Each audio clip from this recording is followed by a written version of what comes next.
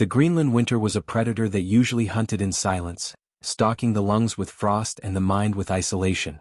But today the cold had a mechanical heartbeat. It didn't just bite, it roared. The settlement of Brattahlid sat nestled between the jagged granite ribs of the coastline, protected by a wall of frozen turf and sharpened pine.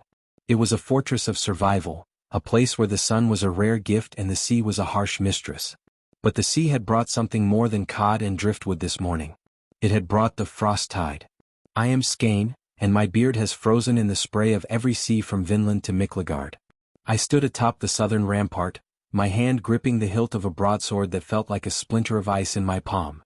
Beside me, Freydis of the Red Ice was checking the fuses on the naphtha jars. Her face was a roadmap of scars, each one a memory of a world that was dying.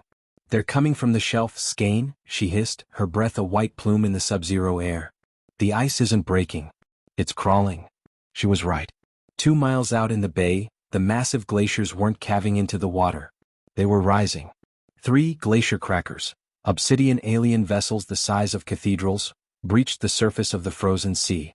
They didn't have sails. They had massive rotating drills of sapphire light that ground the ancient ice into powder.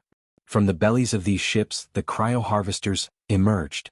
They were nightmares of geometry and chitin, 16-legged constructs made of translucent blue glass that moved over the snow with the speed of a sprinting wolf.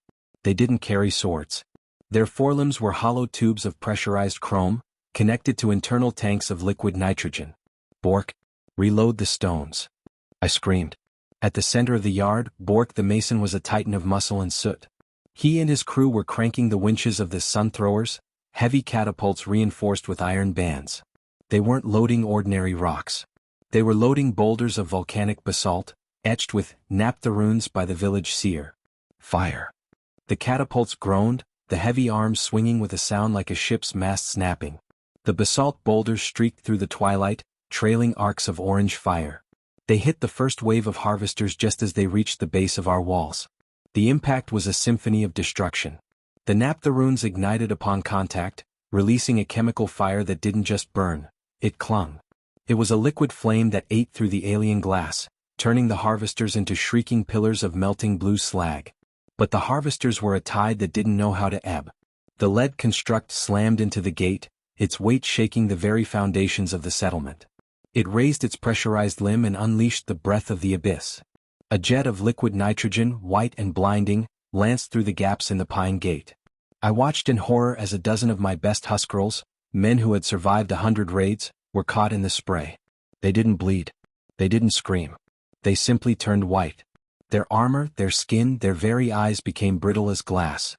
As the harvester kicked the gate, the frozen men didn't fall. They shattered into 1,000 jagged red diamonds. "Fall back to the second tier," I roared, grabbing a naphtha torch and igniting my own axe. "Freydis, the ditches." The harvesters flooded the lower yard. They moved with a stuttering, non-linear grace, their red ocular sensors flashing in the smoke. We had prepared a final trap, a ring of trenches filled with whale oil and star salt. As the harvesters swarmed over the inner wall, Freydis kicked a burning brand into the trench. A wall of fire, 30 feet high and burning a brilliant, unnatural blue, erupted around the settlement. The heat was so intense it began to calve the nearby ice cliffs. The harvesters were trapped. Their internal cooling systems, designed for the absolute zero of the deep trenches, began to fail. Their obsidian plates cracked and shattered under the thermal shock. Now, for the marrow of the world. I leaped from the inner wall, my flaming axe leading the way. I landed on the back of a harvester that was trying to extinguish the fire with its nitrogen jets. I didn't swing for the limbs. I swung for the central heat sink, a glowing violet sphere at the center of its chassis. The axe bit deep. The nitrogen tank exploded. I was thrown backward by a shockwave of cold pressure that turned my leather tunic into stone. I hit the snow hard, the air leaving my lungs in a ragged gasp. I looked up to see Freydis and the remaining shield maidens charging into the breach.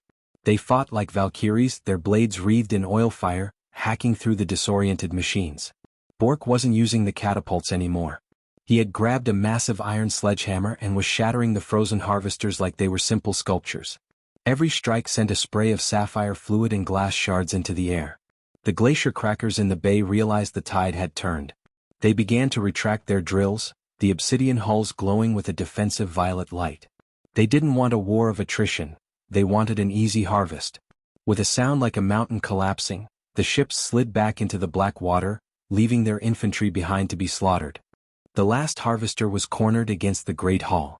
It was a massive thing, its sensors scorched, its nitrogen tanks empty. It tried to lash out with a glass claw, but Bork's hammer found its mark first, crushing its head unit into the permafrost. Silence returned to Brattahlid. It was a heavy, suffocating silence, broken only by the crackle of the dying naphtha fires and the distant groan of the shifting ice. The yard was a graveyard of two worlds. The white snow was stained with the red of the north and the sapphire of the stars. I pulled myself to my feet, my hands shaking from the cold that had seeped into my bones.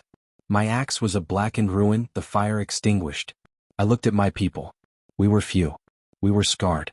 But we were standing. Fridas walked over to me, her face smeared with soot and blue ichor.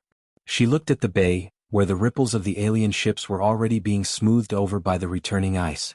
"They will come back, Skane," she whispered, her voice a jagged rasp. "Let them," I replied, looking at the broken glass at my feet. "Greenland has a long memory, and the ice never forgets a death." I looked up at the aurora borealis. The green lights were dancing again, indifferent to the carnage below. They looked cold. They looked distant. They no longer looked like the breath of the gods. They looked like the eyes of a predator waiting for the fire to go out. I turned toward the great hall, my footsteps heavy in the frozen slush. We didn't celebrate. We didn't sing. We simply picked up our hammers and began to rebuild the wall. The fire was low, the winter was long, and the sea was still deep.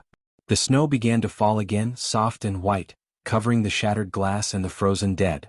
It wiped the slate clean as it always did, leaving only the cold granite and the iron will of the north to face the coming night. The fire dies down. The ice remains. The world is silent. The wind howls through the gaps in the turf walls, a mournful song for a land that has seen the end of time and chosen to stay. We are the ghosts of the glacier, and as long as the naphtha burns, the abyss will find no home in our halls. The winter is here. The gate is shut. The silence is whole.